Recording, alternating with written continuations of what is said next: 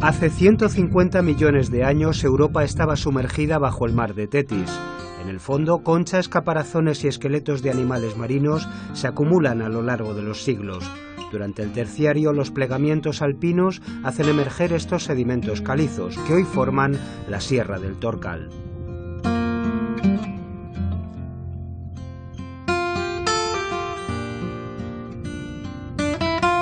Estamos en el paraje natural, el Torcal de Antequera, que es un espacio protegido. Es el conjunto kárstico más importante que hay actualmente en España y en gran parte de Europa. ¿Por qué la denominación del Torcal? Lo que se llaman torca-odolinas, que son esas depresiones donde se concentran una arcilla descalcificada de tonalidad rosácea y que son las que habitualmente hay en medio de las diversas formaciones de piedra que constituyen el Torcal. En la fauna, fundamentalmente, dentro de los grandes mamíferos, evidentemente ocupa un lugar de privilegio la cabra montés. Por la calidad de los pastos, pues encuentra unas condiciones magníficas para alimentarse y demás. En cuanto a las aves, pues evidentemente las grandes rapaces tienen un protagonismo en el Torcal. Hablamos del buitre leonao, podemos hablar de una especie protegida también como es el águila perdicera, del halcón peregrino. Para el senderista tenemos dos rutas, puede estar en torno a los 60 minutos de la ruta verde y la ruta amarilla de algo más de duración, que puede llegar a la hora y media o 2 horas y demás, ¿no?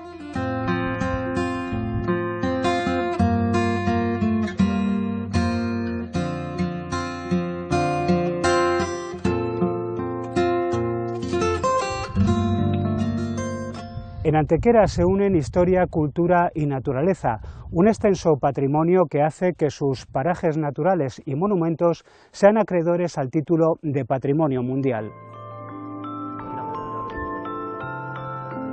En la ciudad de Antequera y apuntando su eje a la vecina Sierra del Torcal está el tolos o tumba circular del Romeral.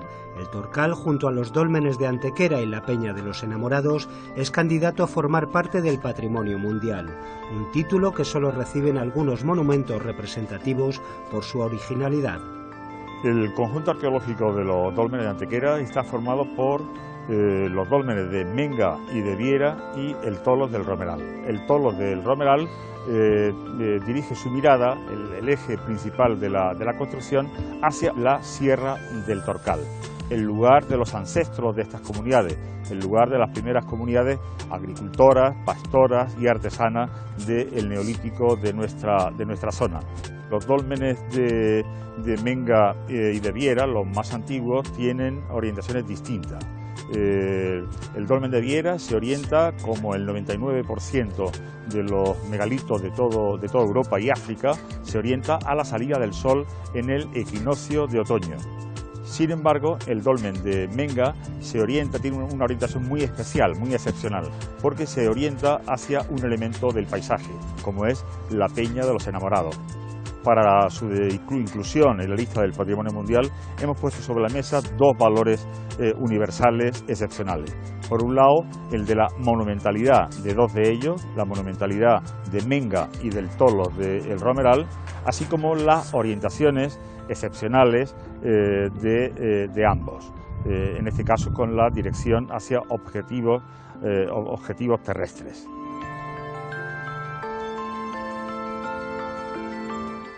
Bueno, pues nos encontramos en el dolmen de Menga. Este dolmen está considerado el más importante de Europa. Tiene unas características excepcionales. Es de los poquitos dólmenes también que contiene pilares. Si nos fijamos aquí, tenemos un grabado que posiblemente represente pues, un antropomorfo, aunque también está cristianizado. Esta cobija podemos decir que está tasada en 150.000 kilos, son 150 toneladas. Está considerada la de mayor tonelaje empleada en este tipo de monumentos megalíticos en la península ibérica. A día de hoy pues no sabemos realmente si el pozo fue ejecutado en la época de la prehistoria o posterior. No sabemos realmente a qué época pertenece el pozo. El proceso de construcción de los dólmenes era titánico. El constructor elegía el lugar, se excavaban los cimientos y las grandes losas de piedra, una vez cortadas, se arrastraban hasta allí. El interior se cubría con tierra y luego se ponían las losas superiores para volver a vaciar el conjunto una vez acabada la obra. Hasta descansar sobre las paredes de la cámara.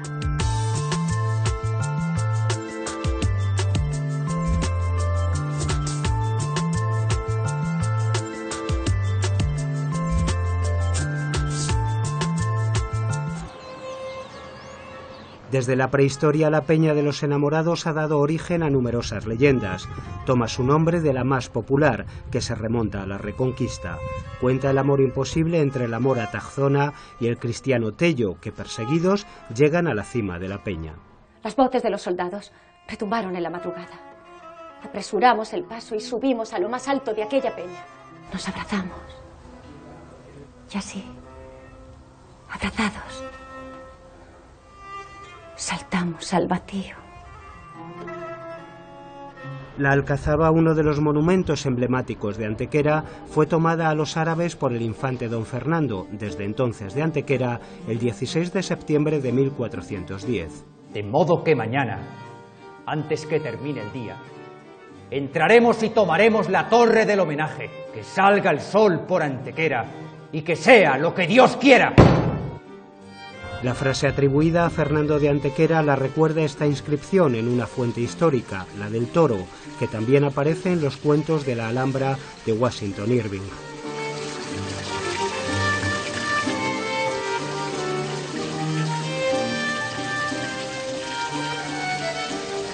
La ciudad de Antequera está ubicada en el centro geográfico de Andalucía y yo creo que nuestro primer patrimonio natural que tenemos, que contamos con un nacimiento de agua propia, y eso ha hecho que Antequera sea enclave de distintas civilizaciones y cruce de caminos.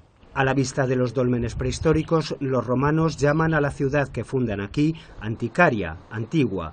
De ella se conservan las termas. Era un lugar donde se hacía el negocio, donde prácticamente se ponía al tanto de todo lo importante de la ciudad. Conservamos aquí en las termas romanas el resto de estos mosaicos que indican dónde estarían situadas las grandes salas de ese balneario. Una ciudad que luego será árabe. Una alcazaba que se construye durante el periodo de los almohades, en el siglo XII. Toda esta parte que presenciamos es la parte más antigua. Y reconquistada por los cristianos. Sobre la antigua mezquita, en el año 1503 se decide construir una nueva colegiata para Antequera, Santa María la Mayor. Podemos ver 3 estilos dentro de ella, el resto del gótico, el renacimiento sobre todo y el mudéjar.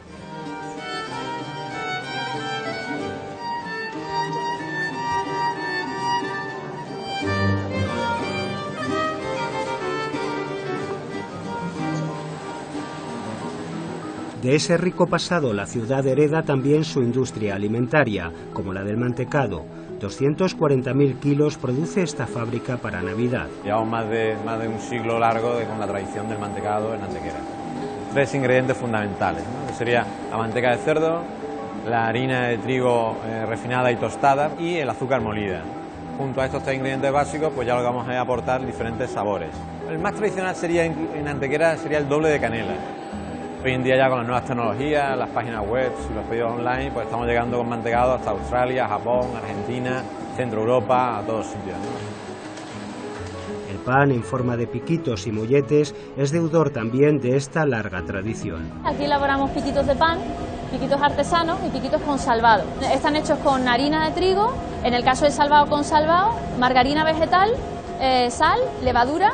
Y en el caso de los piquitos sí necesitan un mejorante panario para dar un poco de volumen. Es que esto es una elaboración tradicional, se intentan mecanizar pasos, pero hay otros pasos que seguimos defendiendo que sean artesanalmente o manualmente para que tenga la característica propia del producto.